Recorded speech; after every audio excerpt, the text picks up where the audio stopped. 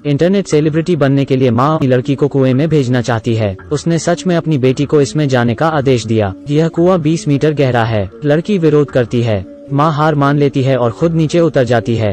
तभी कुएं में महिला को एक मारा हुआ इंसान मिलता है। माँ को सबक सिखाने के लिए बेटी ने सीढ़ी गिरा दी और फिर वहाँ से भाग गई। महिला की चीखें आसपास की पुलिस को आकर्षित करती हैं। वे कुएं के नीचे गए और लाश का अध्ययन किया। वो उसके पूरे शरीर पर कीड़ों को रेंगते देखते हैं। इस लाश को पड़े हुए कुछ ही समय हुआ है। कुएं के बगल में कुछ निशान भी हैं, जो सड़क के किनारे तक फैले हुए हैं। ऐसा लगता है कि आदमी को मारने के बाद कुएं में फेंक दिया गया था। पुलिस उस लाश को थाने ले आती है। मृतक के कंधे और हाथ काफी मांसल पाए गए हैं। वो एक हुष्ट पुष्ट इंसान था। इस सुराग के अनुसार निश्चित रूप से उसे 5 दिन पहले मारा गया था। यह एक लापता तैराकी प्रशिक्षक है। वह स्कूल में एक तैराकी शिक्षक था। समझा जाता है कि इस स्कूल में अक्सर स्कूली हिंसा होती है। यहाँ कई बार लोगों को धमकाया जाता है। कुछ समय पहले ही किसी ने गैंगस्टर की सूचना दी थी। बताने वाला ही मारा जा चुका है। पुलिस स्कूल के स्विमिंग पूल में आती है। गैंगस्टर और उसके साथियों का पता लगाने लगती है। पूछताछ के आलोक में सीनियर ने इसका खंडन कर दिया। कोच की मौत का संबंध कुछ और है, क्योंकि सब कोच से प्यार करते थे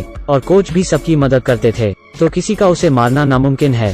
तभी उसका साथी वहां आता है। तैरते समय उसके कान में पानी चला गया था, इसलिए वो सुन नहीं पा रहा था। उसे यह जानने में बहुत समय लगा कि पुलिस कोच के बारे में पूछताछ कर रही है। उसने कहा कि उसने आखिरी बार मृतक को पिछले बुधवार की रात देखा था। प्रशिक्षण के बाद वे सभी चले गए थे। स्विमिंग पूल में सिर्फ मृतक और एक महिला कोच रह गए थे और छात्र महिला को ही खूनी समझते हैं। उनका रिश्ता थोड़ा अजीब था, लेकिन महिला कोच ने कहा वो और मृतक की पत्नी वाई दोस्त हैं। वो अपने सबसे अच्छे दोस्त के पति को मार नहीं सकती, लेकिन मृतक की पत्नी किसी महिला पर शक करती है, क्योंकि वो अक्सर किसी और महिला को महसूस करती थी। कभी एक महिला का इत्र सूंघती थी। कार में कुछ महिलाओं की लिपस्टिक और नेकलेस भी थे। दूसरी तरफ की सभी हड्डियों को पूरी तरह से बहाल कर दिया गया है। फोरेंसिक डॉक्टर ने मृतक की हड्डियों को अच्छे से देखा। उन्होंने मृत व्यक्ति के पैर पर अंगूठा पाया। उसकी गंभीर वॉल्गस हड्डी है। ऐसे लोग आमतौर पर ऊंची एड़ी के जूते पहनते हैं, और यहाँ तक कि मृतक एक लंबा आदमी है। वो बड़े एडी के जूते क्यों पहनेगा? मृतक के उपभोग रिकॉर्ड के अनुसार वो हर वीकेंड एक ही बार में घूमने जाता था,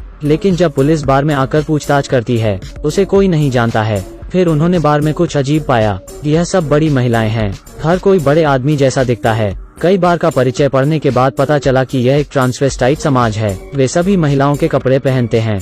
उम्मीद नहीं थी कि मृतक तैराकी प्रशिक्षक ऐसा होगा और उसका कुछ ऐसा शौक होगा। कोई आश्चर्य नहीं है कि पुलिस की सामान्य तस्वीरें यहाँ कोई क्यों नहीं पहचानता। पुलिस को यहाँ की संबल से उच्च महिला मिली। उसने बताया कि मरने वाले और एक और इंसान में दुश्मनी थी, क्योंकि दोनों एक दूसरे की खूबसूरती से जलते थे। पुलिस उस शख्स को मिलती है। दूसरे पक्ष ने कहा कि उसने उसे नहीं मारा है। वो उससे सुंदर और बेहतर है। उसमें बिल्कुल भी ईर्ष्या नहीं है, इसलिए वो उसे नहीं मारेगी। वहीं फोरेंसिक परीक्षक ने मृतक की मौत की असली वजह का पता लगाया। रीढ़ की हड्डी पर एक जगह होती है और इस घाव से समझा गया कि मृतक पर पानी में हमला किया गया था। फिर उसने घायल होकर अपनी ताकत खो दी और पानी में डूब गया। पुलिस को जब मृतक का शव मिला था तब उसने केवल एक तैराकी चड्डी पहनी हुई थी, तो स्विमिंग पूल में ही हत्यारे ने उसकी हत्या की थी। पुलिस स्विमिंग पूल में मृतकों की मौत के दृश्य का अनुकरण करती है। मरा हुआ आदमी पानी में तैर रहा है। हत्यारे ने किनारे पर खड़े होकर उसे गोली मार दी। पानी के प्रतिरोध के कारण गोली धीमी है, तो आदमी की रीढ़ की हड्डी में गोली घुस नहीं पाती है,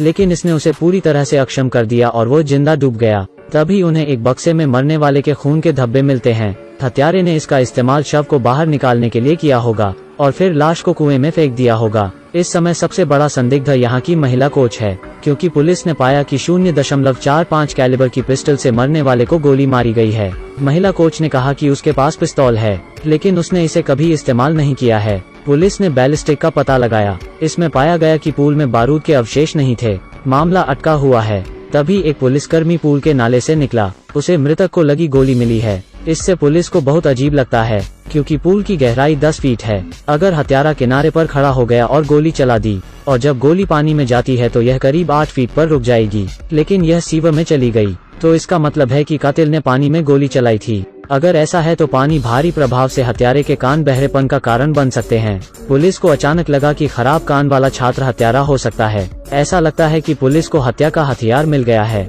लड़के को सब कबूल करना पड़ा। यह पता चला कि उसने अपनी सारी ऊर्जा स्कूल में तैराकी में लगा दी थी, लेकिन फिर भी उसका प्रदर्शन गिरता रहा, तो उसने ड्रग्स का इस्तेमाल किया था। मरने वाला आदमी उस दिन निरीक्षक स्विमिंग कोच था। उसके द्वारा यह सब खोजे जाने के बाद वह स्कूल को रिपोर्ट करने वाला था, लेकिन अगर ऐसा होता है तो लड़के को स्कूल से निकाल दिया जाता। उसने कोच से न बताने की भीख मांगी, लेकिन उसे मना कर दिया जाता है। इससे उसकी पूरी जिंदगी खराब हो जाती, इसलिए उसने पानी में कोच को गोली मार दी। वो अब महसूस करता है कि वो पागल हो गया था। इतना ही नहीं, स्कूली शिक्षा नहीं होगी। अब न केवल उसे स्कूल से निकाल दिया जाएगा, बल्कि अब वो जेल में जाने वाला है।